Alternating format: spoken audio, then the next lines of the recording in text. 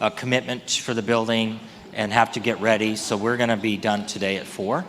I'm sorry, I know that breaks your heart. I really want to get to teaching you this superpower thing, and which is useful in many ways. And I'm going to go through this deck at a high level to get to the activity, and then we'll learn the activity together. And so I am going to be asking Graham if he's there. He's not there yet. When Graham, is he there? I'm sorry. Oh, hey, there you go. Yeah, so we're going to be moving the slides, Graham. So the first to come back on engagement is relationship. I explained that. Engaging people without a commitment to relationship, I think, is exploitative.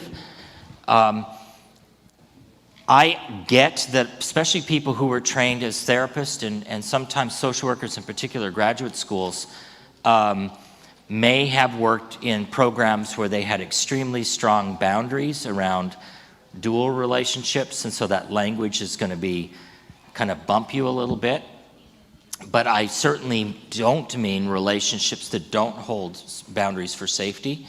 I really want you to be able to articulate what you mean in that relationship. You know, that work with the grandparent or family, the relationship I'm talking about is that we're going to walk together for a time as your family confronts what's most affecting your lives, right? I'm establishing a boundary there. We're going to walk through that, but I'm not moving in with you, and you're sure as hell not borrowing money from me, you know, and I'm not marrying your daughter. Those would be all violations of ethics. I want to be clear about what those boundaries are, but it is a relationship. I'm authentically committed to that relationship, and I'm an intention around that relationship, so I want to be really clear. So let's go to the next slide. This is just overview. So I talked about this yesterday, reminding you what Bruce Perry said. The greatest evolutionary gift of humankind is to have evolved a brain that can connect to other brains, that the whole rationale and signs of safety and family finding for networks, for me, is about that evolutionary truth, that created truth, which is that we are at our best when we confront impossible problems by coming together and doing it together, not doing it to people. So we argue for the power of networks rather than a tradition that argues against the safety of children by isolating them. Next slide. You can't read this, but I'll just remind you, this was actually made for a screen that was much bigger than this. But I talked about this again. Casework as usual are exclusionary practices based in government power. Adults are seen only as appropriate for placement or not placement. Let me take a minute to explain. When I use the word exclusionary practices, I'm really talking about the elephant in the room is not having time to do your work. Has anybody ever had a day where you didn't feel like you had the time to do your work? And so that is the elephant in the room in every place I go in the world. It is always the elephant in the room, and it is an elephant for a reason. And there's been an adaptation to that workload challenge over time that became part of what I call casework as usual. So that means that in a world where you never have enough money and you never have enough time, you will do exactly what we are made to do. You will make adaptations to practice to survive it, right? So one of the ways that that can happen is that we begin to flatten the experience of other human beings by not seeing them fully. So we only then have the time to look at relatives. I keep looking at you, Jennifer. But I only have the time to look at Jennifer as whether I immediately think that there's any chance that Jennifer will be appropriate to be a resource to this kid or not appropriate. That's about time. That's exclusionary by design. You see the function of it is I don't have time to invest in a relationship with you if I can't get what I need from you for this case. Do you see? So what happens is there's a human experience on Jennifer's end that she ends up being very quickly discounted and separated out of the process. And that's its effect, and it's exactly designed to do that because it is an adaptation to not having time. So the next one, work time, is devoted to meetings, paperwork, and court. Remember the story of William Beveridge and the Beveridge Report, the 5 giants. And remember what Beveridge is. Beveridge doesn't believe that that people in particular groups, minorities, and particularly immigrant peoples and the poor, are capable of fixing their lives. They need people like you to do it for them, right? So understand what Beveridge is thinking. He's also an economist by training. So what Beveridge believes is the value is on a well-run bureaucracy. So what do we often spend much of our time doing? Jennifer? And court and meetings. Why is that? It's not by accident. The value was not to build social work bureaucracies that actually transformed the lived experience of people through them. It was to manage the problems of poor people who could not be made better. And so it's really the value is placed on a well-run bureaucracy. Does that make sense? So we have decades of legislation and policy that is, whether people knew it or not, is really about the primacy of a well-run bureaucracy over the value of individual human lives unless there's a safety worry. Does that make sense? So there's a reason why you spend all your time doing paperwork or lots of your time doing those things, because it operates a well-run bureaucracy, but it may not help people very much. That's what an exclusionary system does. Decisions are made by who in this system? Who makes the decisions? I can't hear you. Is that you, Jody? Or no, it was behind you. Say it again, I couldn't hear you. Bureaucrats. Well, okay, you do. I got it. You're just street level bureaucrats, it's different. But judges make decisions, don't they? Sometimes we give the decision. Actually, it really depends who makes the decision, depending on the particular case, I think. Because often it's the loudest voice in the room that makes the decision, right? The one willing to invest the most energy in winning the fight often has the most influence over what happens. And it may not be who you'd expect it to be. It just depends on how worked up somebody gets. Right? But the point is the family's not making the decision, and certainly Kenny's not making decisions, right? And that's an exclusionary approach on purpose. We don't have time to run a democracy around here, do we? You know, think about it. We're running a well-run bureaucracy, not a democracy. It's about being directive, it's about being sharp, it's about being quick, it's about having clear processes, clear timelines. That's exclusionary by design in a system that struggles with, scarcity. If you think about the way we over time shape a system is around not paying people enough, overworking them. Does that sound familiar? Underfunding, funding always under threat, your contract's too big. What's up with you monopoly people? I mean, there's lots of ways to say it, but that's what exclusionary systems do. That's how exclusionary processes work. Do I want to add anything else? Oh, we treat social, listen to this one.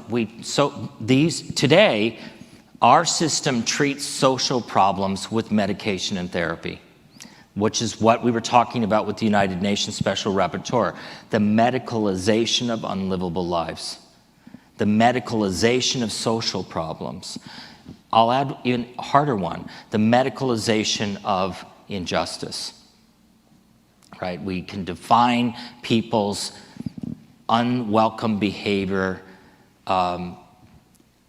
that is a result of intentionally socially constructed inequality as either disease or criminality, right? We should be reasonably woke to that, certainly this year with what's been happening in the country. Family finding is a participatory practice based in equity. Listen to the first one. This is a biological truth. Relationships are the basis for health and safety. That, of course, would conflict with those that think that safety plans are the basis for safety. But that's not biologically true. Although a safety plan could be really useful in organizing a group of people, and focusing their attention on particular problems and measures of how things are getting better. I think safety plans are really important that way. It's why when I was looking for a safety plan model that I thought was most complementary to family finding, why I thought the Signs of Safety was really the best model for that, because it was about networks. It was highly participatory. It requires people to participate. Things like words and pictures, I think, are not only powerful in terms of safety, but I think are extraordinarily useful narrative structures for healing, right? But ultimately, safety and health are tied to the quality of relationships in your life. And that's what we want to keep our focus on. We say urgency conveys value and caring. So we've done a exercise around Kenny together, and again, thank you for that. But imagine in the system as usual, how we go to a training, we hear about Kenny, we do a very sophisticated conversation on your part about zeroing in on what's really going on with Kenny and his family and what a real solution might actually look like. And then the training's over and we go back to business as usual. We have a name for that. It's called an admiring the problem meeting. Have you ever been in that? I can tell you how tall it is, how wide it is, what color it is, and its particular smell. I don't know how many times, has anybody been to an admiring the problem meeting yet? Over and over and over again. And I would argue that tradition of admiring the problem meetings is the opposite of conveying caring. This boy is suffering now. This family is suffering now. He is transmitting the suffering to people around him every day, which include other children. And that requires an urgent response, don't you think? And an urgent response would convey the degree of caring that we collectively have. Does that make sense? That is a participatory approach based in equity. Without the family's participation, the caseworker and the agency become responsible, alone, and more vulnerable to the public. And that, I would add, is an organizational risk management strategy. It is inherently dangerous for an individual caseworker, an individual office, or an organization to fall into the habit of working without networks, because when, not if, when something tragic occurs, a sentinel event occurs, there will be nobody to look to but you. And that is how you end up in the newspaper as an individual caseworker, and that is how organizations end up in lawsuits that they can't defend, which are usually more like settlements. But the truth is that building a network from the beginning is also an organizational risk management strategy. Adopting things like the Signs of Safety and using the tools of Signs of Safety with the network is also a risk management strategy from a liability standpoint. There will be tragic outcomes, believe it or not, and I know you know this, it's hard to articulate in our society because it's almost a taboo, but children do actually die in the world every day.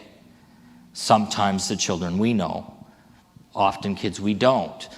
And when that happens, what we want is be able to look back collectively together and believe that we did what we could be done and that we shared the risk of that process. And that's all I'm saying here.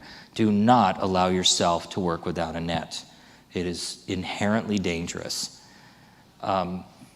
Culture is essential to relationships and well-being. Again, I talked yesterday about the Center on the Developing Child at Harvard, which is basically, while they host the center there, and Jack Schoenkoff is the director, it really reflects science from major learning institutions across North America. So it's kind of a clearinghouse of that.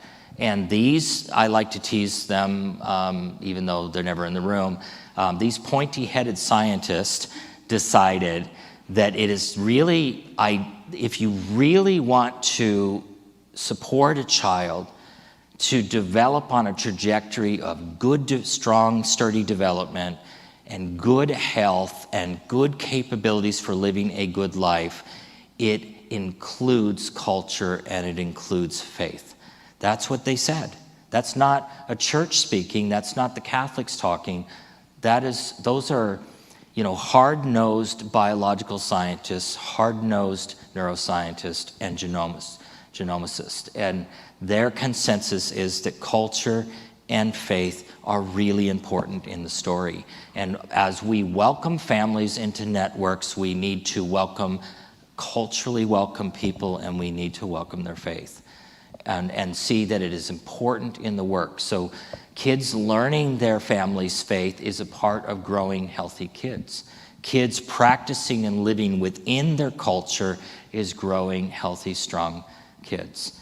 I've unfortunately seen with indigenous communities in the world in child welfare, social workers making a half step by dismembering children from their culture and then hiring positions in the agency and writing what are called cultural plans, and then asking foster parents to take a kid to a powwow twice a year. There's nothing specific about culture taking a kid to a cultural event that you don't understand. Terry Cross from NICWA once said that culture is what lives in your heart. And that can't happen unless you are embedded in it.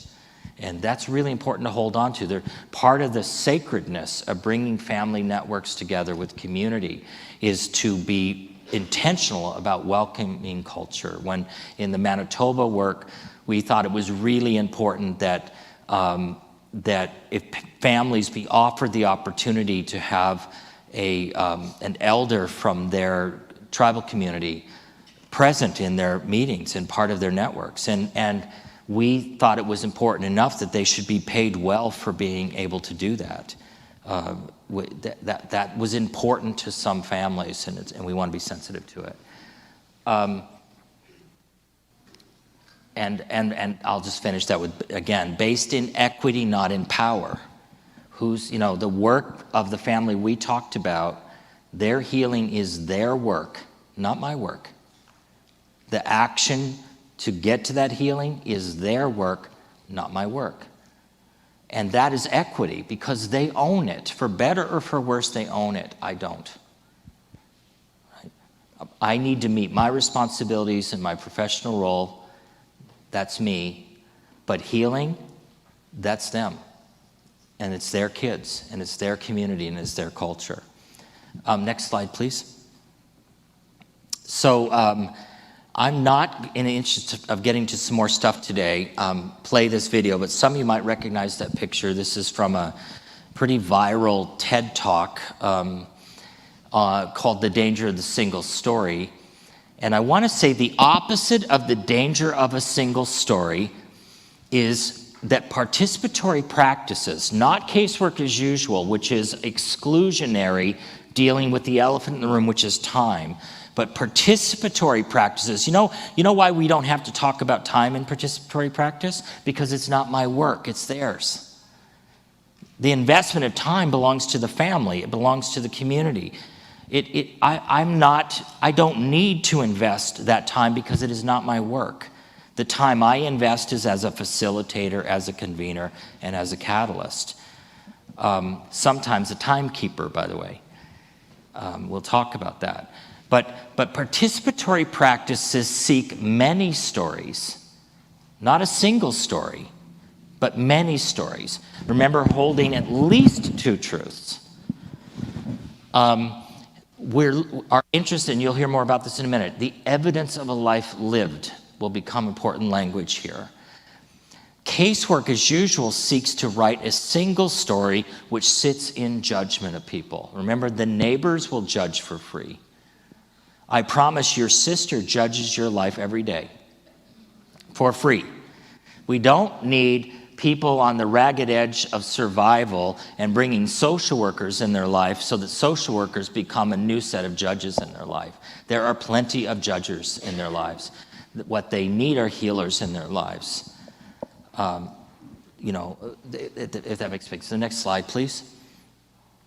The use of intentional strength. So what we're going to do today is we're going to learn a modified practice. Its origins are from a place called the Dulwich Center in South Australia, which is kind of what I think of as the world home of narrative therapy. I think formally, if anybody's had any training in narrative therapy, you might know the name Michael White. And others. There are many incredibly gifted people who are at the Dulwich Center and other places in the world. And I have increasingly found through a colleague of mine by the name of Mike Mertz at Seneca Center in California, I have found increasingly great value in adopting narrative techniques in family meeting work in terms of facilitation and convening and catalyzing work.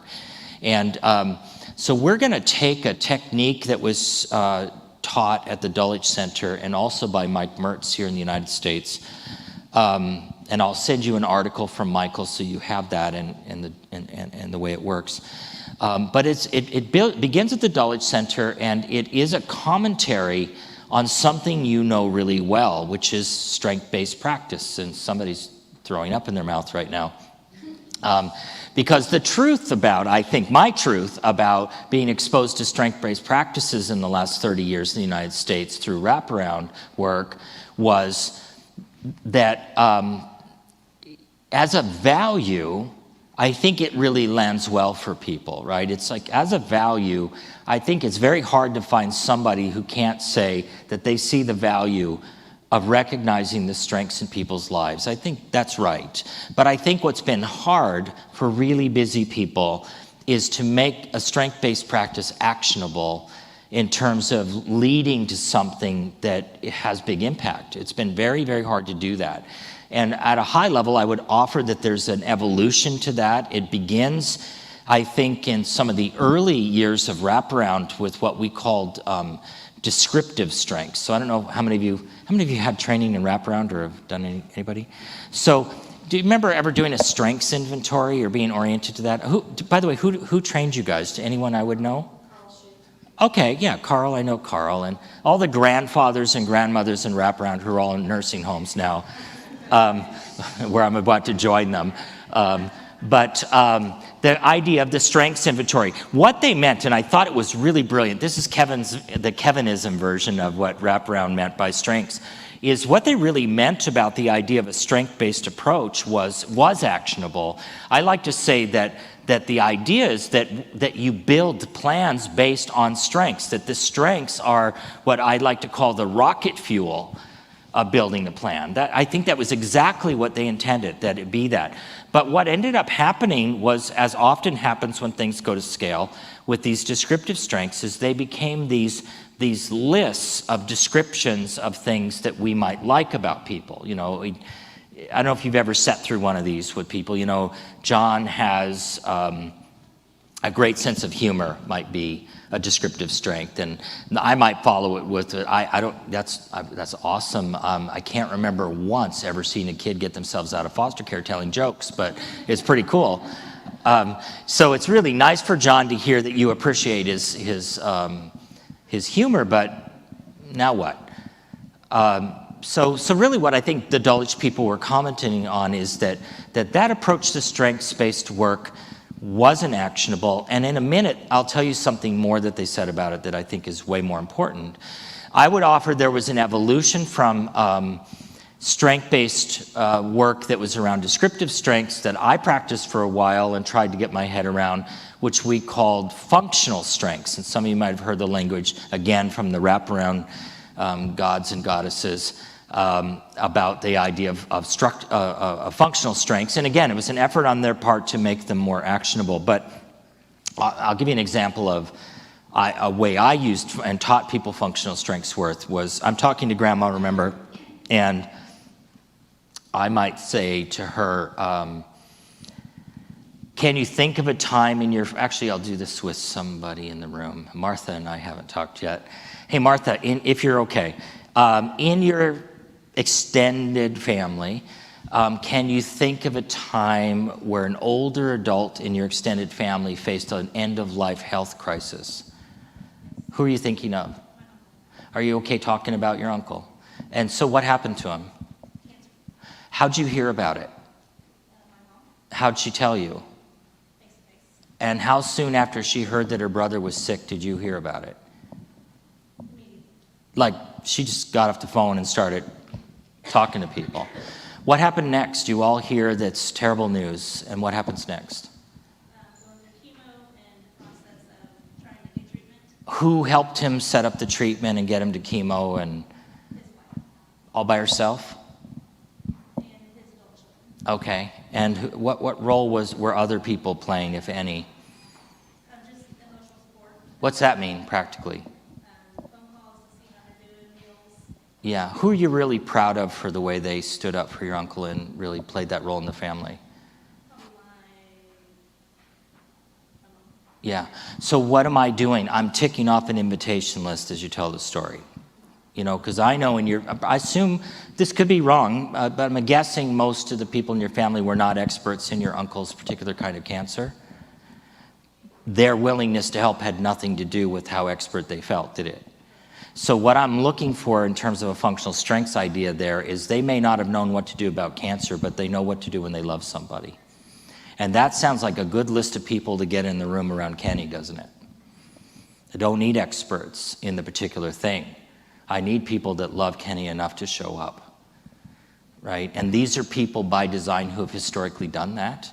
And you know the old saying, the best predictor of future behavior is past behavior. So that's what we meant by functional strengths.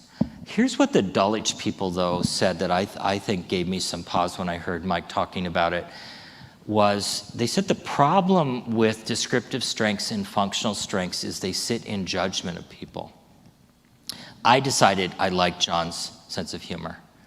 I decided from the story you just shared with us about your uncle, who I thought had strengths in the story that I would like to use, and I left everybody else out, didn't I?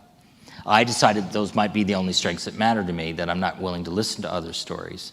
Maybe they wouldn't be the people you would pick at all for Kenny, but I made all these decisions. I sat in judgment using these particular approaches, and I flattened the family's experience. Right?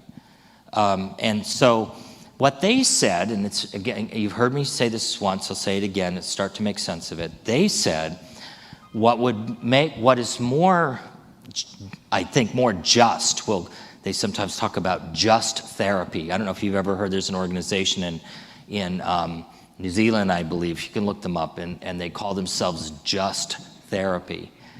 Justice is the word, therapy. Not doing things to people, but justly, right? And and so if we want to just use a strength-based approach, they would argue for something they would call an intentional strength. And that gets back to where descriptive strengths and functional strengths sit in judgment of lives lived. What intentional strengths do is they seek evidence of a life lived, right? They don't make a judgment about it. They look at the evidence of that life. And so maybe you've read this. Again, I've talked about the single stories flatten the experience of persons or groups who's told. Who do you know, and this is not a political comment, it's just using the moment. Who do you know in the world that is the most famous for using 240 characters to flatten the experience of people? Right. So do you think he invented that? Well, he probably did in terms of Twitter, but the use of single stories in politics is thousands of years old, right? So think about one of my favorite ones, because it's one of the most efficient uses that I've ever seen the president use, was for when he was working some stuff out with the leader of North Korea. For a time, you might recall the nickname that he had for him. Do you remember what it was? Rocket Man, remember when he, perfectly done. I mean, well played, Donald. Takes this international leader, this person who's all of these things, not maybe all good things, and he's able to take that guy and turn him into 2 words. What his opponent in this election, he's got him down to 2 words. What are the words? Sleepy Joe. He's been able to take the full story of 50 years of service to the country. I'm not claiming for better or for worse, but of an entire human being whose story you know, and he takes that whole life lived and he turns it into an ageist insult, and it lands. That's what we call a single story. That is an age-old technique, and quite frankly, the way that we have used mental health has turned into this to a great degree, right? If you say to me borderline personality disorder, you've told me an entire story that we all understand without knowing that person at all, right? Drug addict, violent, any of these words have a meaning. Just for fun, let's try one. How about there's no dad? What does that single story mean? What are we really saying when we repeat the story that this kid doesn't have a dad? What's the intention? And remember, an exclusionary practice based in government power, what is the function of saying this kid does not have a dad, Mary? So we can dismiss them. Right. It has an exclusionary function for us. The fact that he will live the rest of his days wondering who his dad is and wondering if he inherited any dread diseases or has any brothers or sisters is irrelevant to us. What we're concerned about is I don't have to deal with him. And if I don't have to deal with him, I don't have to deal with his mother, and I don't have to deal with anybody, right? It has a very particular purpose. It's a single story of dads in child welfare, right? And we use them all the time. By the way, families use them. Who told us there was no dad? What's the function of her telling you there's no dad? Because? Yeah, good point. You know what I found is, by the way, I don't want to be indelicate, particularly in the church, but I think we can be practical. If you're a woman in this culture and you can't tell people who the father is, what names, don't use them, but what are the names we have for women like this? And what is the stigma associated with women's sexuality with men? And so what would you know that as a woman in this culture, and so if your position has to be, you'd rather be known as a woman who doesn't remember who she had sex with, then probably the story about who dad is far worse than that. Which really gets to why we really need to tune in to people who are in a position to have parented with someone else and have a relationship that is so difficult that they'd rather be known as the bad things we say about women in this culture than to really understand the whole story, right? And just, again, there's a single story there, and there's an opportunity to thicken and tell full stories. May I ask a question? Yes. So a lot of times Missouri Alliance, we get kids transferred to us from Children's Division after they've been in that system for years. Yeah. And usually they have a guardian ad litem and a juvenile officer who's been with them a little bit long, like through that stay. Yeah. So by the time we get everybody to the table, how do we approach those individuals who have already dismissed grandma and grandpa, who've already dismissed dad, and you still have a strong no in your head? These people are not appropriate. These people are not safe, but yet they are still important to this child. Mm-hmm. Well, again, thinking about the example of Kenny a little bit you're asking exactly the right question, because before you can do anything, you need to deal with that particular problem. I would say very specifically, I have 3 particular tools, practically speaking. One we've done, which is the longer version, which is the formulation exercise. What I might do is either set up a Zoom call right now, or when it's safe in the future, if it's possible, an in-person call. I think, by the way, even in the future, we'll probably do more Zoom calls just because you don't have to travel places and you can keep the time, and it's fine. But I would have an agenda, I mean, I did this all the time. I get called into a meeting where we're all twisted up about a kid, you know. I call it the $10,000 meetings. That's everybody's outfits without the accessories. Because you know that the more worried people are, the more the suits are going to show up for these meetings. And you know there's going to be a typical who shouts the loudest and who has the most energy about this kid meeting, and it probably won't be me. And it may or may not help the kid. It'll just be, again, about moving somebody through a system. So I don't mind showing up with my big paper and a marker at those meetings and indulging people to forgive me, but would you give me 5 minutes before we jump into deciding this kid's fate? And could we just take 5 minutes and could I ask you with several questions, and could we just write down the answers up here? And I would start just, Kenny, he's 14 years old. He identifies, does anybody here know how he identifies, I would wonder? Because, of course, they're going to decide his fate, and they probably have never laid eyes on the kid. Oh, by the way, he's a black male. You should remember that in Missouri, because if it comes down to a 17-year-old black male meeting a police officer, or a 17-year-old white kid with glasses meeting a police officer, it may go differently for him, and just sort of being less than subtle about reminding them that that's part of the story here, that he happens to have the pronoun he, but maybe he doesn't. Maybe it's they, for all I know. You ought to know that too, if that's important to him to be out about. And that they need to be reminded, in the 14 years he's been on the planet, we've all had him for 8 years. During those 8 years, he's had 7 changes in people that he thought were going to parent him. 7 losses. He's had 2 to 3 major school disruptions. He's not in school now, and school is going really poorly because he's bullied by other kids. In the placement he's in right now, how long do we think he'll last? They'd be the first to tell you 2 months. To go through, ask the questions about the adversities, and then, that would be one way to do it. Do you see what I mean? I don't want people to sit down and replay the admiring problem meeting agenda. I want to take a moment of everybody's precious time, and I want to remind them who we're actually meeting about. Remember the difference between a single story of Kenny and a full, thick story, and there are a lot of ways to do that. Another way I could do it, if they really, because this takes a little bit of time, as you know, I might choose to do the mindful positioning drawings with them. Give me 5 minutes. Can we do 2 drawings? From what you all know about Kenny's life, if you were going to take a picture of it or make a drawing of it, what would it look like? How powerful would it be for those former state people, meaning former in the kid's life, who are transitioning to you?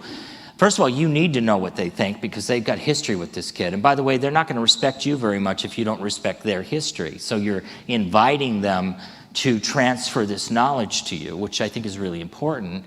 But the other thing is, you're reminding them that there's a different way to tell the story than the way we've always told the story. I mean, what if they draw a collective picture of this kid roasting on a spit over fire? And them way off in the distance someplace, and you about to join them in the fire. There's another tool which is in the manual. We'll talk about that, but it's a worksheet with 5 questions on it that we call an alignment worksheet. So that's the fastest way to do it. Yes.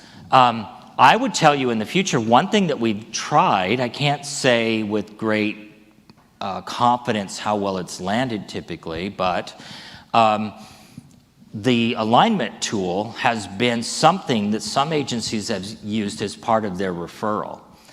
So you're challenging them in making the referral to you to have thought through the questions as part of transferring the information to you. So hopefully what's happening is they're becoming more intentional about why they're giving you the case, right? They're not just handing off a problem, they want a particular thing.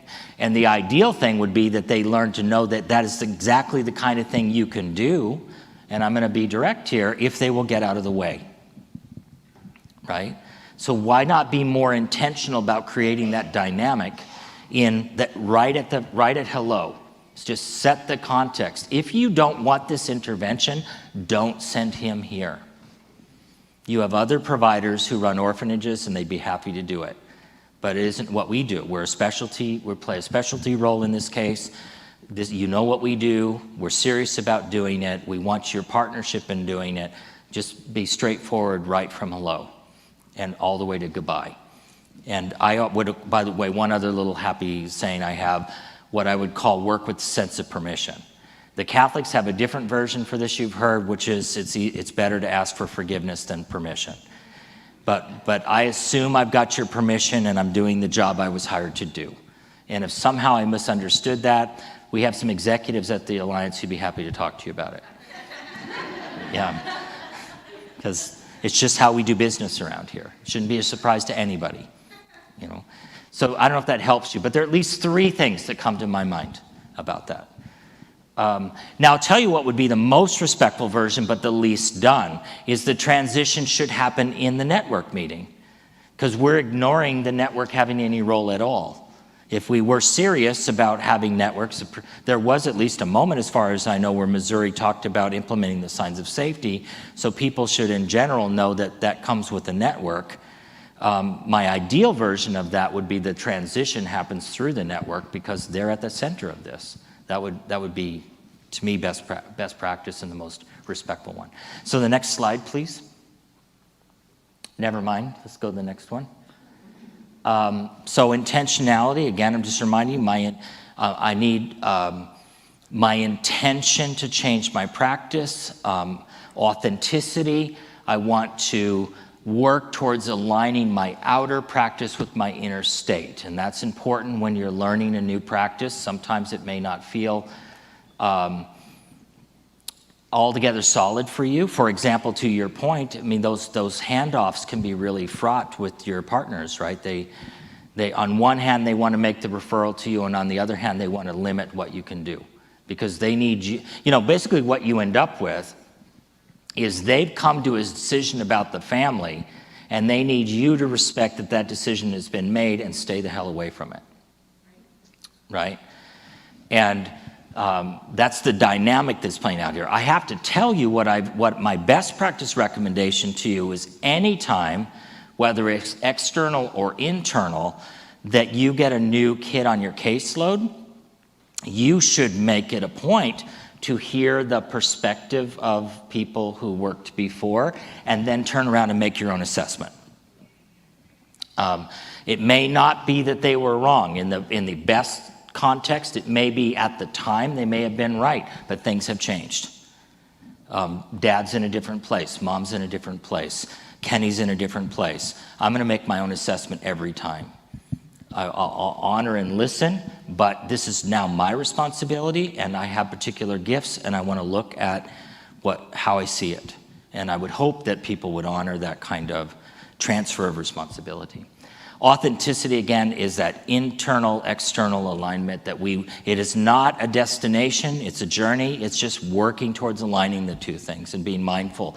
Because otherwise, you know, I just remember at the Missouri Signs of Safety gathering, there was a wonderful man who gave a presentation there from the department, and who's a supervisor, I think, and he was really funny. And what he talked about was how when the idea of the signs of safety came to him, his whole thing is, whatever, it's going to go away. You know, basically playing the typical mid-manager, protect my people from this dumbness, it'll just go away. And he's very transparent about this, and he talks about working a particular case and how that work with that family really changed his view about the value of the signs of safety. I thought it was a perfect presentation of exactly what we mean by authenticity. Again, it is okay to hold two truths. This is a new practice to me. I don't know if it's staying. I don't know if it'll work for me. And on the other hand, I respect that the organization's made this decision, and I'm going to try my best to do what we've agreed to do. And it's both things, and it's fine, and we can talk about it. And I thought he did a beautiful job of illustrating that very professional human reaction to change. And I think that's exactly what we mean by authenticity. Next one, please. Okay, so The change in the intentional strengths interviewing approach is what we're going to do is we're going to use this technique, but we're going to put a family finding lens on it, right? So in other words, the original design is really in the tradition of a narrative approach is how to position yourself in honoring and joining the lived experience of the person that you're working with, whatever the story is. And that's really important, I think, again, as a just approach. But I want to add another thing, and that is to use this format with somebody to help them expand their own thinking about not being alone in this story, who they share the story with. And so it's intentional about getting to connection. So we're going to get to network through stories, not through, by the way, you will almost never see me today use I don't know, what technology are you guys using? Are you? For what? Yeah. Yeah. I can't remember the last time that I used one of those services, whether I was working something or coaching it, because I don't need to. I have the people right in front of me I need to talk to, unless it's really a cold case, I don't know, failed adoption cold case or something, and I don't have anyone to talk to, then I might. But generally, I just don't need to. I can fill a room with a word and get right onto it. So we're going to focus on connections as a way to get to multiple stories. I just want to mention the couple bullets that jump out at me. Sharing stories like sharing food creates relationships. Again, engagement is relationship. And that intentional strengths provide evidence of a life lived. People are made uniquely capable through living. Struggle builds capability. This is another PLA principle. Listen to the difference. People are made capable through their challenges, right? Not damaged, not vulnerable, not powerless, but people are made capable through their challenges, is the difference shift here. So go to the next one, which is the last one, I think. There. Okay. So I'm going to walk you through an example of using this more in line with what the intentional strengths interview, I think, was intended to do, but it gets to a few people. And then what we're going to do is I'm going to ask you within your safe zones to practice this, and I'll give you some instructions. And what the goal is to use this approach to fill a room with a word. So listen to the story, and it's actually what I used this slide deck for. So I was doing a training with a large group of child protection people in Australia, and I was very honored to have the minister, who is the political appointee over child welfare, sitting right in the front row, and I knew he would be there. And we've got several hundred people in the audience, and I want to model a couple of skills. So I knew he was going to be there. I knew I wanted to teach this, and so I came prepared to do that. And the first thing I wanted to model for people is that working with the sense of permission thing I mentioned. So listen to the language. By the way, this man prefers the title of minister, which is an honorific title for him in the government. And his actual last name, which is perfect for child welfare, is Hazard. So I thought that was really, you can't make these things up. So he prefers Minister Hazard. And so I listened to I didn't talk to him in advance. I didn't, there's a saying I like to have: don't ask a question if it's with yes or no, if you can't live with a no, right? So I'm not going to say, Minister Hazard, would you? Because he could say no, and then I'm going to look dumb. And so he's sitting there, and I said, Minister Hazard, please come up on the stage. We're going to teach a skill to your staff. And here he comes. And then please give Minister Hazard a microphone. Minister Hazard, I'm going to ask you a couple of questions. Listen to the language. Let's get started. Right? I didn't say, is that okay? I said, let's get started. And then I keep moving. The momentum's going to keep us going. That's working with the sense of permission. That's working, keeping a tempo with somebody. And then I said to him, could you, I picked some words for you that I may ask you about, but I'd like to start with this. I said, I know by your training you're a lawyer. I know that you were a successful litigator in a practice in your former life, and I know that you were Attorney General. And so it seems to me that you hold the value of justice to be dear in your life. Is that true? And he said, yeah. And I said, would you be willing to give me an example of a person that taught you the value of justice in your life? And he thought for a minute, and he said, my mother. And then I was quiet, and then he said, and he looked up at his people, and he said, my father was a Navy man, and he was really difficult. And he got quiet. And then he said, my mother made it okay for us, me and my brother. And he just told you that his mother, through that experience, taught him his judicial viewpoint, right? His way of approaching justice is shaped by the way his mother buffers him and his brother from his dad. And then I asked him, who have you taught the value of justice to in your life? And he said, my two sons. And then he stood up and he said, and they're both attorneys in Sydney. He's very proud of his son's accomplishments. They followed in his footprints. I taught them about justice. Who else have you taught? My former staff at the Attorney General's office. Who else would you add? Well, my friends and family, I've taught things to. As I'm a family finder, I'm clicking this off, right? I know I can figure out he knows who the staff at the office were. He knows who his boys are, and he knows who these people are he's taught it to. And then I said, because I sort of demonstrated what I wanted, and then I said, why don't you pick a word? And then he looked at me and he said, I want 2 words, which is him telling me he's the boss. And I said, sure. And he said, by the way, this is a guy who'd been described to me by some of his staff as a bully and as difficult. So this was really surprising in the fact that I was told a single story about him, and this was a moment where he got to thicken the story about him. And that is that he said to me, what was it? He said, something about, he said, kindness and respect.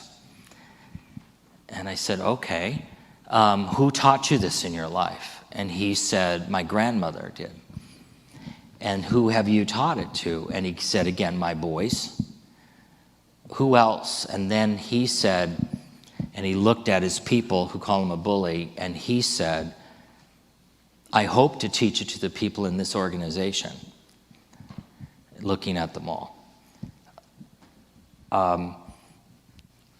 And then I used the moment, which fit the context of why I was there. The reason I was there was not just to do the training, but there was a challenge going on in the state with a group that you can look up. They're called the GMARS. Let me tell you, if you didn't listen to anything I've said for the last day and over a half, take away this one bit of wisdom that I learned. Don't F with grandmothers. This was 4 grandmothers who were also social workers who worked for the agency at some point and then had their grandchildren taken and given to the white grandparents. So these are indigenous Australian women, social workers, who were said not to be appropriate to be the carers of their grandchildren, even though they're social workers for the agency, because the white grandmothers on the other side, to a person, are clearly more suited. And they had had enough, and it turns out you not only shouldn't mess with grandmothers, but you shouldn't mess with grandmothers who are social workers. And they are sophisticated and they are organized, and they started calling press conferences and marching on offices, and they got him in a public meeting and they pinned him down on television, and now he was on the hook with them, and I was in town and he wanted me to go meet them for him. And they were kind enough to really host us well. My family was with me, and I got to go meet these 4 wonderful women, these GMARs, the Grandmothers Against Removal. You can look them up. Here's their sign, their big sign. Remember the stolen generation? I don't know if you know this, but Australia has a national holiday every day called Sorry Day. Have you ever heard of this? So it's a national holiday. There's one picture, you can look it up, and it's skywriting the word sorry over the Sydney Harbour Bridge. And it is a day of national apology for what was perpetrated against Indigenous people, right? And it's a really incredible thing if you think about it.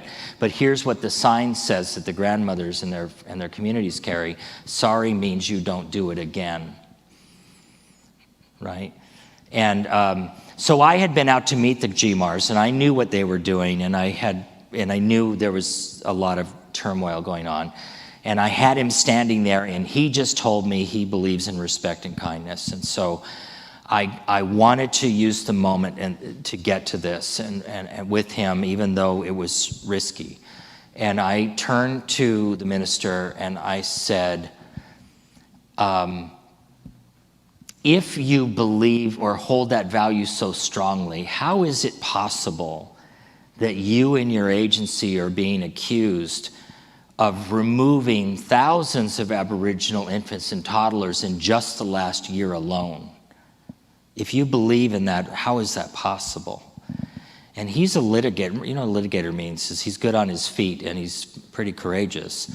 And he just flips around and looks at me and he says these following words: there are women in this state who are addicted to meth and they are breastfeeding their babies. We will take those babies right off their breasts. And then I said back to him, sound familiar? I said back to him, is it also possible, are 2 things possible? Is it possible that these women are addicted to meth and that they are breastfeeding their babies and that is a risk, and maybe also they have other people in their lives that may pose a risk to their babies? Could that be true? But could it also be true that they have people in their lives who taught them the value of justice, who taught them the value of respect, who taught them the values of kindness in their lives? Could both things be true? And he said, yeah, they could be, yes. Which is exactly the point of that particular exercise, is that we don't flatten people's experience by the fact that these women may be, and by the way, they don't use the word meth, like Hawaii, they use the word ice. But what I think we were able to reach each other around was thickening the story of who these women are. That they are struggling with addictions for reasons, but it does put their baby at risk. But it is also true that there is more to their story than this. And that there were people along the way that loved them enough to attempt to teach them these values in their lives. And if we were going to build a network together, who would you want more than that? Right? Who would you want? Jennifer, who taught you the value of justice in your life? Can you think of a person? Your mom or your dad? Who stands out? Dad. How? Give me an example of how he taught you this. I think responding to society, responding to a news article or something on television and talking through. He shared that with you.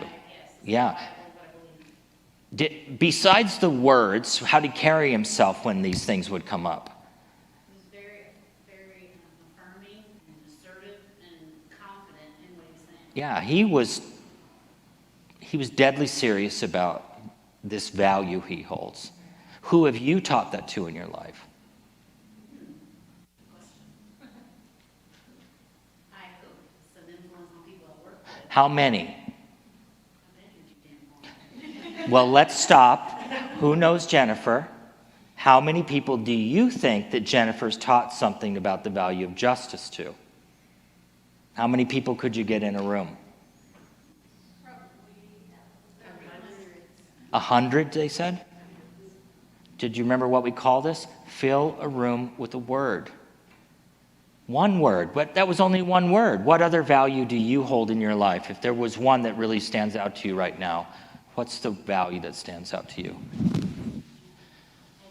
Stealing it, but it's true kindness. Kindness. Who'd you learn this from? My mom And how did your mom teach you the value of kindness in your life? modeled it around other people. What did she know about what happens to people who don't learn to see the value of kindness in their lives? What happens to them? They what? They're sad. Okay. And what happens to people that are sad and don't know how to be kind to others? How does their life unfold? I mean, you do this business, you should pretty well know. Lonely? Do lonely people get sick? Do lonely people get in danger? Did she want that for you? No. She didn't just teach you the value of kindness. There was a reason why she taught you the value of kindness. It deeply connected to something your wise mother knew had to be taught to her kids, didn't it? Do you see what we mean? Evidence of a life lived. A life lived. She had lessons that taught her kindness, examples. She knew why that was so important, and she made sure to teach it to you. And what did you do but make it your life's work? Right? And we can fill rooms up with people around these words, can't we? And we can do that with people that are suffering from addiction, people who are in prison. You could be in prison and believe in justice, can't you? You could have certainly been taught about it. Maybe the lessons you learned about justice were from injustice, right? Other than people at work, who have you taught about kindness in your life? My stepchildren. How? Give me an example of how you do that. What's that? My ex-husbands. You work hard every day at teaching that man kindness. I tried too hard. Well, there's more than one value in your life, right? But you see the power. Here's the thing. Think about. Give you an example before you practice this about one way this is a really useful. In a setting that's very difficult, this can be a really useful approach for something we face. Who in the room has had an angry dad case? Dangerous dad case, yeah? So can you get that person in your head? And could you make up a name for this person? Doug. Doug, the angry guy. And we meet these men in this business, don't we? I mean, this really happens. People perpetrate violence against women in this society, and we see a lot of it in our work, don't we? And it's risky sometimes for everyone. And this Doug was one of these people you knew. And if you were him talking to me, how would he speak to me? How would he act around me if I'm playing the role of social worker in his life? How would he do it? Very angry and condescending. Condescending. What would he say? Especially if you're a woman. Yes. He would try to question your authority, that make you think you don't know what you're talking about. Yeah. Talk down to Did he call you names? I think so. But the message is you don't know what you're doing, right? So let's play this out a little bit. Let me try this if I'm Doug. First of all, this works really well on the telephone with angry men who can't punch you or do something else to you. So it works really well on the phone. The other thing is it works really well with furniture between you and the other person and you by the door. And it works really well if you're not alone in the room with Doug. So I would just say, be really mindful of your safety in holding this conversation, but it works super well on the telephone or on a Zoom chat. And let's say that I'm you, and Doug's given me the treatment he likes to give me to remind me of my place. And I'm going to do my best to find a moment to say, Doug, can I stop you just for a minute? Yes. Can I ask you a question? I really want to understand this. Why is it so important to you to communicate to me that I really don't understand what's happening here? You said it a lot to me. I know you're trying to say something to me. Why is it important to you to make sure I understand that I don't get it? Because, well, what I think was going on was that he was scared and he felt like he didn't have any. What would he say, though? That he was saying, you don't know what you're doing, you're not doing your job, I've researched policy and you're not following policy, and you're not following what the judge says. Okay. And you're hurting my child. All right. So I think what I just heard you say, especially that last part, Doug, is that what you're saying to me is that you have a value that the government, through me, not hurt your children. Is that true? Do you mind if I ask you another question, Doug? Who taught you that it wasn't okay to hurt kids in your life? My mother. Why? What did she know happens to kids that get hurt in their childhood? Say that again. What did your mother know will happen to children who are allowed to be hurt? They will hurt other people. And what happens to people who do that, Doug? They get their children taken. You see where we just landed. But what I need him to know that what I'm doing is finding a place in an intentional strengths interview, evidence of a life lived. With most people, if you keep going into the conversation around belief, you will land on something you can both agree on. And he may not have lived that value, but he said out loud the value is that you don't hurt my kids. And I can say back to him, as long as we work together, I can guarantee you one thing, and that is that we will both hold on to the value that it is never okay to hurt your kids. And are you doing this in a team setting? No, this is a personal conversation. It's a personal conversation because I need to get through, can I work safely with this guy? And what I'm telling you is your assessment was exactly right. He's afraid. Because we know that most times when you're working with people who are violent and seem very powerful, that what in fact they are is terrified. And if I can make a connection about a shared value and really demonstrate a sincere and authentic connection to that shared value and treat him with respect about that, because we agree in this world we should not be hurting kids. And I want him to know that I see him as more than this man who is berating me. That, by the way, I might add, and Doug, I want to be really clear. I will never be in a position in my role with you or any other family while I do this job or elsewhere to be okay with kids getting hurt. I'm just never going to be able to do that. It's a showstopper for me, and it sounds like you understand that. It seems like Yeah. it would have taken a lot of those conversations to get him there. Meet people where they're at. I mean, the opposite of doing that with him, those lots of dosing maybe again, is what's the likely outcome if I can't invest there? The alternative is he's out. We love to chew those men up. We are good at it. It's part, and there's so many of them, it's a lot easier to just say they don't exist at all. We already talked about it. But who's going to stay? And by the way, what's Doug going to do with a new chapter of losing his kids when he meets his next friend he's going to make babies with? You know, I'm not taking responsibility for Doug's behavior, but I won't miss the opportunity to make a contribution to trying to get this community to be a safer place and to do what we can do to stop violence with men. And I can tell you what we're doing now does not work. I did a literature review about 7 or 8 years ago on domestic violence interventions. And do you know that in terms of the evidence level for the models that are used, one of the big ones being Batter's assessments, Do you know that there is actually better evidence, and this isn't a recommendation, that's how low the evidence is. There is better evidence for couples therapy than there is for the techniques that we court order these people into. We need to have a big, important conversation in this country about what we're going to do about this, because what we're doing is not working. And yet, at the same time, believe it or not, if you work around that space at all, they hold on dearly to their practice as usual in that particular field.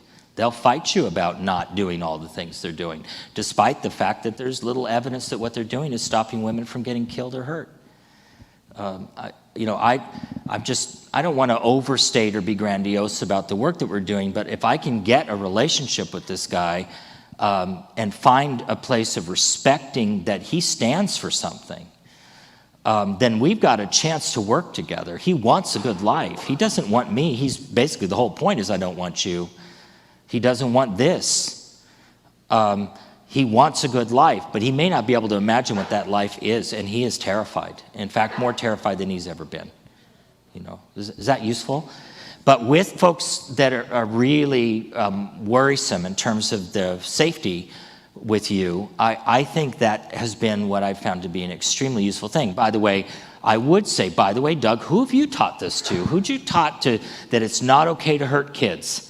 There's an interesting ally for Doug, because we've got to get a network around Doug. I'll tell you, my approach is, Doug's probably cut out of the herd. We call this I think the medical term in the it's a joke, but the medical term I think is called a parentectomy. I don't know if you guys have ever done one, but we're good at parentectomies, and Doug's going to be cut out of the herd and more dangerous than he's ever been before, isn't he?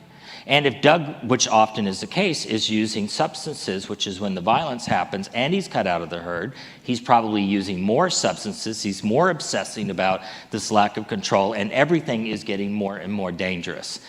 And so if I can use that moment my objective in the moment is to make that engagement, and then to move to connecting Doug to somebody who has a positive influence on his life, especially somebody he feels good about his contributions to the relationship. How about we call him now? Why don't we call him now, and let's set a meeting for tomorrow afternoon. And then, by the way, what are you doing tonight? How are you going to be okay tonight? Maybe the two of you should go, what do you like to, well, we fish together. Go, get out of here. By the way, hey, Doug, yeah, we got a meeting tomorrow. Don't get loaded. Seriously, guys fish they drink when they fish more than they fish. Some. But we know that's dangerous. It's dangerous to his partner. It's dangerous to those kids. So we got to reduce the risk, and we'll take every moment we can do it. Who knows? Maybe Doug. I believe Doug can find healing in his life. I believe Doug can find safety in his life.